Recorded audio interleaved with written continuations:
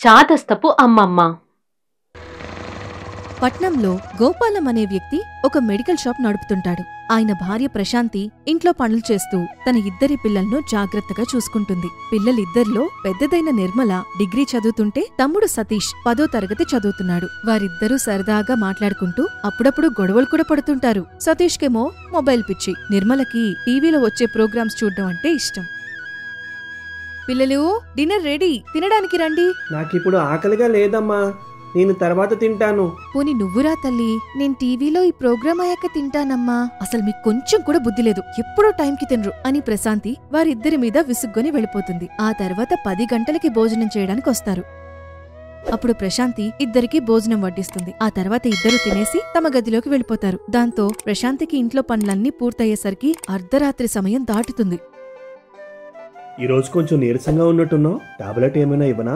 Tablets ఏం వద్దండి, రోజూ ఉండే పనులే కదా, రేపు ఉదయానికి అన్నీ సర్దుకుంటాయిలేండి. నువ్వు ఒక్కదానివే అన్ని పనులన్నీ చెయ్యకపోతే మన అమ్మాయి సాయం తీసుకోవచ్చు కదా. వామ్మో, అలా సాయం అడగడం కన్నా నేను ఒంటరిగా చేసుకోవడం మంచిదండి. అయినా మీకు వాళ్ల గురించి తెలుసు కదా. సర్లే, నువ్వు పడుకో అని చెప్పడంతో ఆమె విశ్రాంతి తీసుకుంటుంది. ఆ సమయంలో గోపాలం ఏదో విషయం గురించి ఆలోచిస్తాడు. మరోవైపు అక్క తమ్ముళ్ళిద్దరూ తమ గదిలో, అక్క ఈ సమ్మర్కి ఎక్కడికి వెళ్దాం?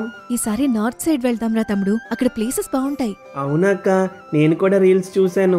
మన ఎగ్జామ్స్ అవ్వగానే డాడీని అడుగుదాం.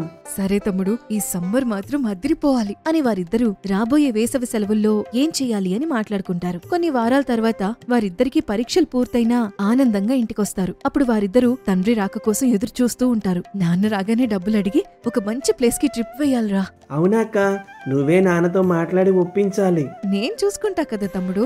సాయంకాలం సమయం కావడంతో పిల్లలిద్దరి కోసం ప్రశాంతి స్నాక్స్ తీసుకుని వస్తుంది. మరోవైపు గోపాలం చీకటి పడే వరకు షాప్ వద్ద పనిచేసి ఇంటికొస్తాడు. అలా గోపాలం ఇంటికి చేరుకోగానే హాల్లో తండ్రి కోసం ఎదురు చూస్తున్న ఇద్దరూ హడావిడిగా తండ్రి ముందుకొచ్చి నిలబడతారు. ఏమైంది పిల్లలు, ఏంటా కంగారు? నాన్న, మాకు రేపటి నుండి వేసవి సెలవులు. మంచిది. అది కాదు నాన్న, మేమిద్దరం కలిసి ఏదైనా ట్రిప్ కి వెళ్దాం అనుకుంటున్నాం. అప్పుడు గోపాలం భోజనం చేస్తూ మాట్లాడుకుందామని అంటాడు. ఇప్పుడు చెప్పండి పిల్లలు, ఏంటి విషయం?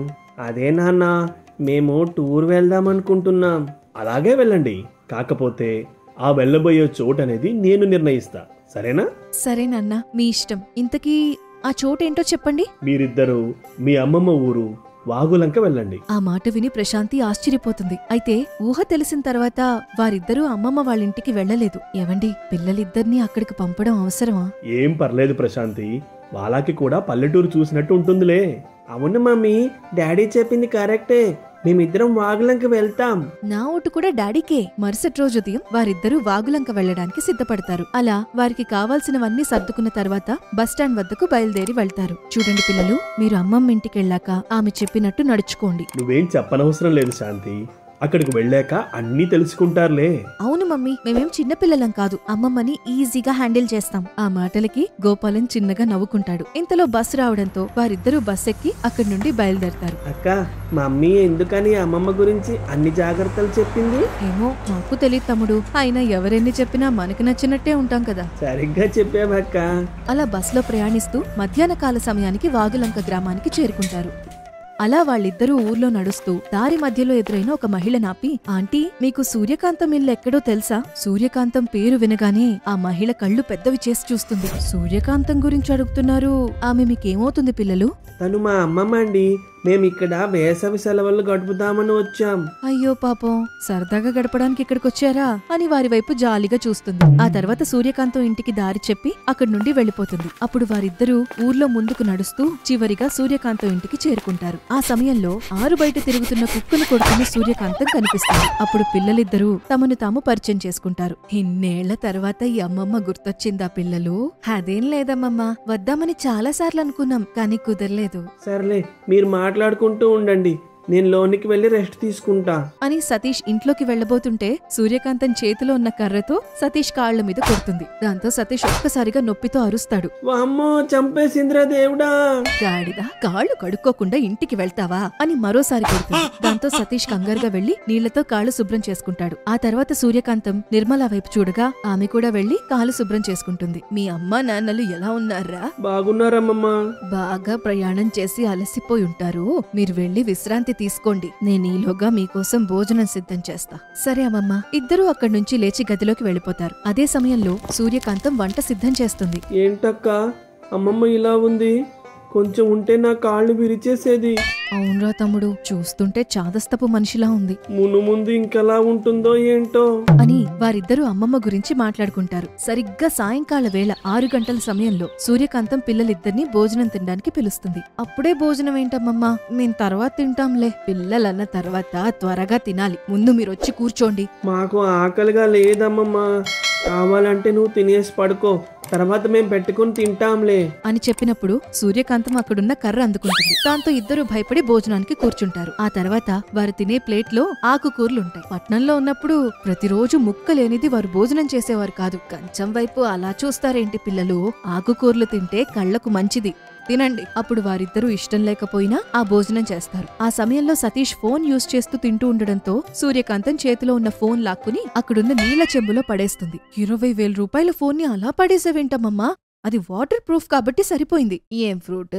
ఫ్రూట్ కాదు, వాటర్ ప్రూఫ్. నీకు చెప్పినా అర్థం కాదులే. అలా చాదస్తపు అమ్మమ్మతో వాదిస్తుంది. మరోవైపు తన ఇంట్లో ప్రశాంతి పిల్లల గురించి ఆలోచిస్తూ తన భర్తతో, పాపం పిల్లలు ఏం చేస్తున్నారో ఏంటో, మా అమ్మ గురించి తెలిసి కూడా వాళ్ళనక్కడికి ఎందుకు పంపారండి? కావాలనే పంపించాను ప్రశాంతి. మనం చేసే గారాబం వల్ల కొన్నిసార్లు ఇబ్బందులు ఎదురవుతాయి, అందుకే ఇలా చేశాను. గోపాలం మాటలు ప్రశాంతికి అర్థం కావు. మరోవైపు పిల్లలిద్దరూ భోజనం తినడం పూర్తయినందున ఆ ఇద్దరిని తిన్న అన్నం అరిగే వరకు నడవమని చెప్తుంది. దాంతో ఇద్దరూ ఆరు బయట అటూ ఇటూ నడుస్తారు. సరే పిల్లలు, నిద్రపోయే సమయం అయింది, పదండి. అమ్మమ్మ, ఇప్పుడు టైము 8 అయింది. మేము డైలీ టైంకి హాయిగా టీవీ చూస్తుంటాం. అవన్నీ ఇక్కడ కుదరదు. త్వరగా నిద్రపోవాలి, పదండి. వీరిద్దరూ ఊహ తెలిసిన తర్వాత జీవితంలో ఇదే మొదటిసారి ఇంత త్వరగా భోజనం చేసి నిద్రపోవడానికి సిద్ధమయ్యారు. ఆ రోజు నుండి సూర్యకాంతం చేసే పనులకు ఇద్దర్లో గుబులు మొదలవుతుంది. వేకువజామున నిద్రలేచి వేపముళ్లతో పళ్ళు శుభ్రం చేసుకోవడం, ఆ తర్వాత దేవునికి దండం పెట్టుకోవడం, అల్పాహారం తినడం, ఇలా ఇంకెన్నో కొత్త విషయాలు చేస్తుంటారు. అక్క, ఇంకొక 4 రోజులు ఇక్కడ ఉంటే మన పని అయిపోతుంది. అవునరా తమ్ముడు, అసలు పొద్దున్నే పచ్చిపాలు ఎవరైనా తాగుతారా? మనతో తాగించింది. నాకు ఇంట్లో ఉంటే పిచ్చెక్కిపోయేలా ఉంది. కాసేపు సరదాగా అలా బయటికి వెళ్దాం పదా. సరే తమ్ముడు, పద వెళ్దాం అని వారిద్దరూ సూర్యకాంతంతో చెప్పకుండా ఊరు చూద్దామని ఇంటి నుండి బయలుదేరతారు. ఆ సమయంలో వారిద్దరూ పంట పొలాల పచ్చదనాన్ని ఆస్వాదిస్తారు. అలా సాయంకాలం వరకు ఊర్లో తిరుగుతారు. మరోవైపు సూర్యకాంతం పిల్లలిద్దరి కోసం ఇంటి దగ్గర ఎదురు చూస్తుంది. అప్పుడు రోజంతా సరదాగా గడిపిన వారిద్దరూ ఇంటికి చేరుకుంటారు. పొద్దు పోయే వరకు ఎక్కడెక్కడ పెత్తనాలు చేసొస్తున్నారు? రోజంతా ఇంట్లోనే ఉంటున్నాం కదమ్మమ్మా, అందుకే సరదాగా ఊరు చూద్దామని వెళ్ళాం. సర్లే, ఎప్పుడైనా బయటికి వెళ్తే చెప్పి వెళ్లడం నేర్చుకోండి. సరే అమ్మమ్మా. ఆ సమయంలో ఊరంతా తిరిగొచ్చిన పిల్లలకు దిష్టి తీస్తుంది. అప్పట్నుండి మెల్లిగా వారిద్దరూ అమ్మమ్మ చెప్తున్న పనులు చేస్తూ సెలవులు గడుపుతారు. మరోవైపు 2 రోజులకొకసారి తల్లి వారికి ఫోన్ చేసి బాగోగులు తెలుసుకుంటుంది. చివరిగా వారి వేసవి సెలవులు ముగుస్తాయి. ఆ సమయంలో వారిద్దరూ తిరిగి ప్రయాణానికి సిద్ధమవుతున్నారని తెలిసిన అమ్మమ్మ కంటతడి పెట్టుకుంటుంది. పట్నం వెళ్ళాక ఈ అమ్మమ్మను మర్చిపోరు కదా? నేనైతే మర్చిపోనమ్మమ్మా, వచ్చిన మొదటి రోజు నన్ను కొట్టావు కదా.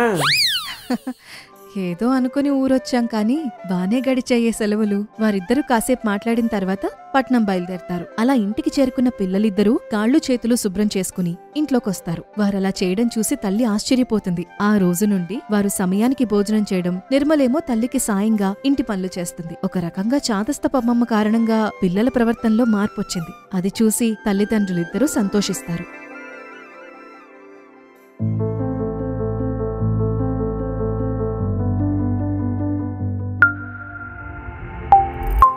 For more videos, please subscribe our channel.